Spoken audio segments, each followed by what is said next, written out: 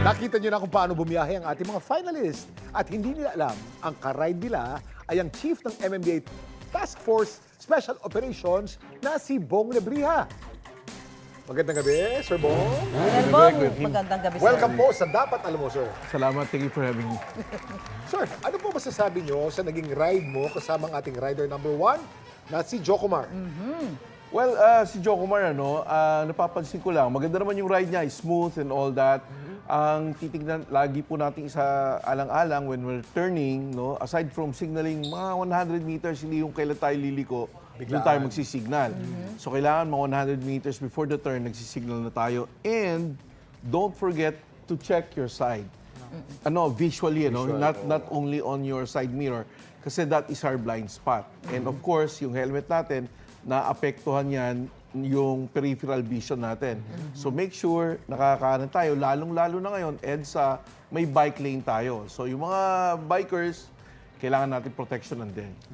Sir Bong, ano naman yung masasabi mo sa pagmamaneho ng rider na si Charlie?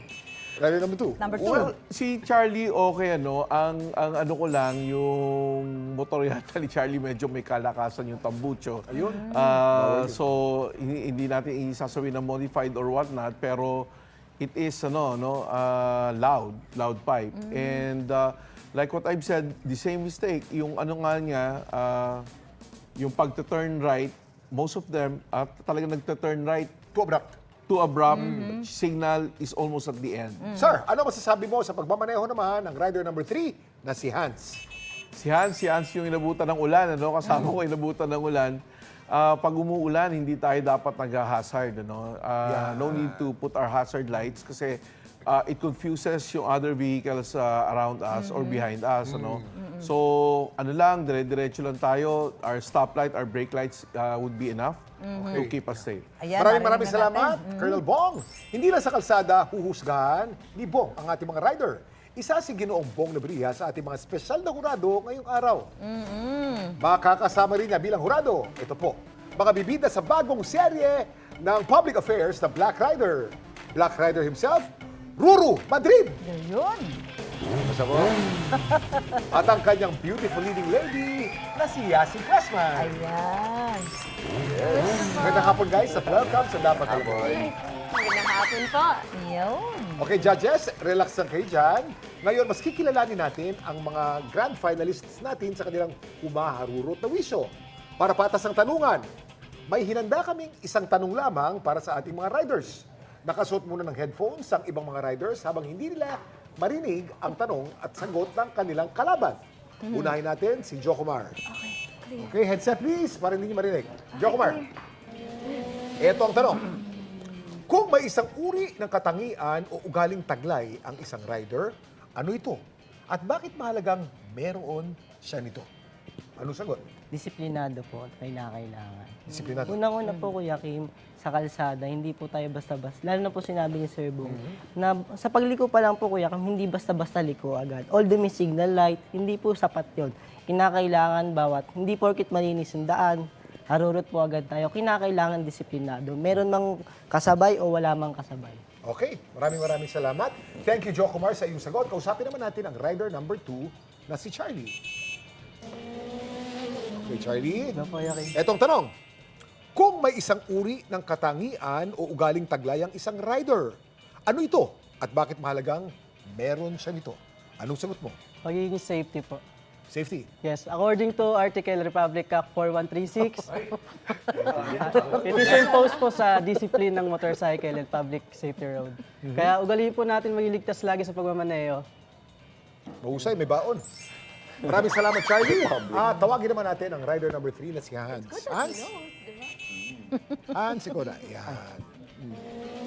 Hans, ito ang tanong. Kung may isang uri ng katangian o ugaling taglay ang isang rider, ano ito? At bakit mahalagang meron siya nito? Anong sagot mo?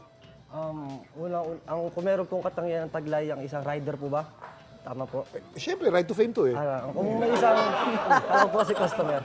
Kung may katangian po ang isang rider, dapat po is yung pagiging responsable po sa mga, sa lahat ng bagay at pati po yung pagiging pati pa respeto po sa mga customer. Kailangan po mahaba po yung pasensya natin. Kailangan po kahit anong sama po ng customer ang iba to sa atin, kailangan suklian po natin ito ng magandang pakikitungo. Kahit po anong gawin po nila sa inyo, wag po natin batuhan ng kung anong salita na masasakit. Yan. Dahil bigyan po natin sila ng bigyan po natin sila ng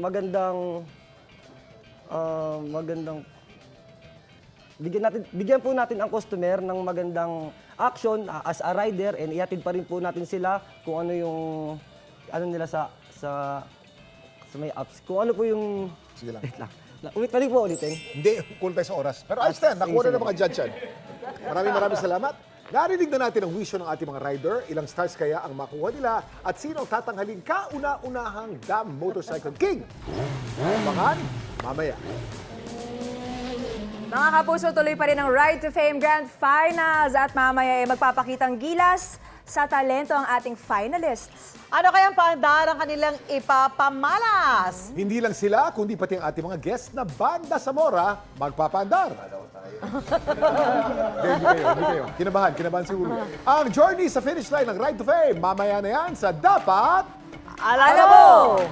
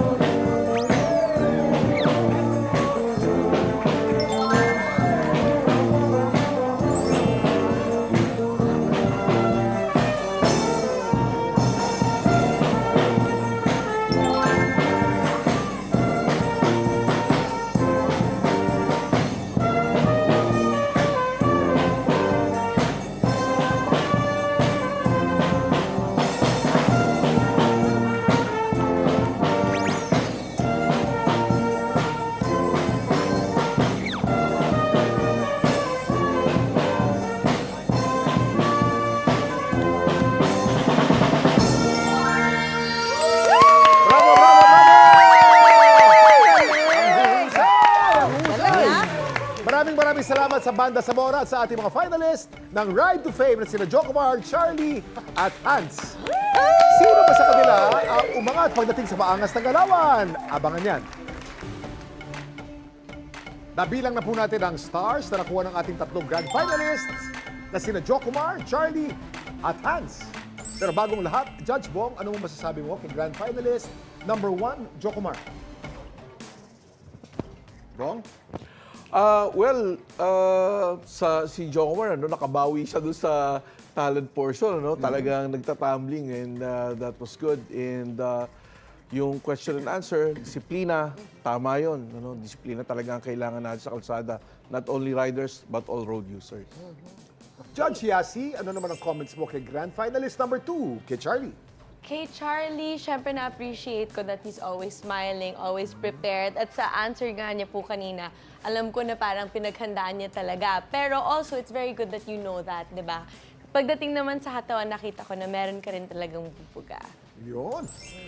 At Judge Ruru, ikaw naman, ano masasabi mo sa ating grand finalist number 3 na si Hans? Yes, si Hans naman, nakita ko yung pagiging determinado niya, na gusto niya talaga manalo dito sa Ride to Fame. At sinabi niya kanina, parang disiplina rin o responsibilidad na kailangan maging maingat sa kalsada, which is yun naman talaga ang isa sa mga prioridad natin ng mga riders. Yan, Dito kaya sa Black Rider, syempre natuto kayo magmotor ng husto dyan. Masasabi mo ba na yung skills mo sa pagmamotor, na-increase talaga dahil dyan sa role mo na yan?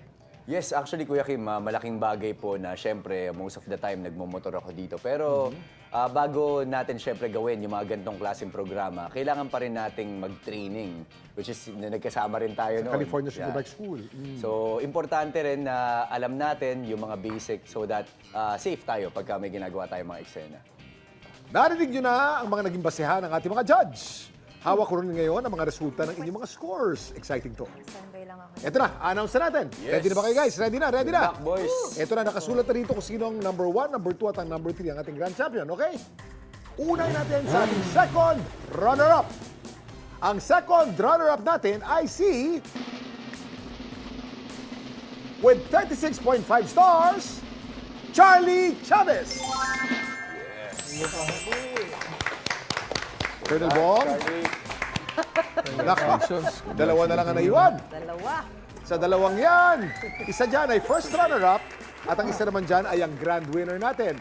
Congratulations, Charlie. Meron kang consolation prize na 5,000 pesos! At kayong dalawa na lang kayo, Jocomar at Hans, malalaman na natin kung sino ang tatanghaling Damn Motorcycle King. Good luck. At ang ating kauna-unahang Ride to Fame grand winner ay si...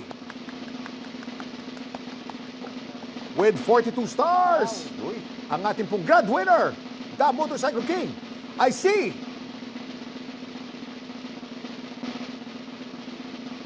Jocomar Santos! Congratulations, Jocomar! Nadaan sa tumbling. Nahabol sa tumbling. May corona. Nanalo ka, Jocomar, ng 20,000 pesos! At hindi lang yan, makakasama mo rin sina Ruru at Yasi sa upcoming GMA Public Affairs Series na Black Rider. Artista ka na ba? Yes, Congratulations! At of course, congrats din sa ating first runner-up na si Hans. Mag-uwi ka naman ng 10,000 pesos! Mga kapuso, maraming salamat sa pagsama niyo sa amin para makilala ang Damn Motorcycle King sa Ride to Fame. At salamat din sa ating mga judges, MMDA Chief Bong Nebria, Black Rider Stars Ruru Madrid, and the beautiful Yasi Prespa. Palagi may the beautiful. The beautiful. Ganda kasi kapag nakita niyo yung version ko, pagkaganda talaga. Abangan pa ang marami naming pasabog dito sa Dapat Alam Mo!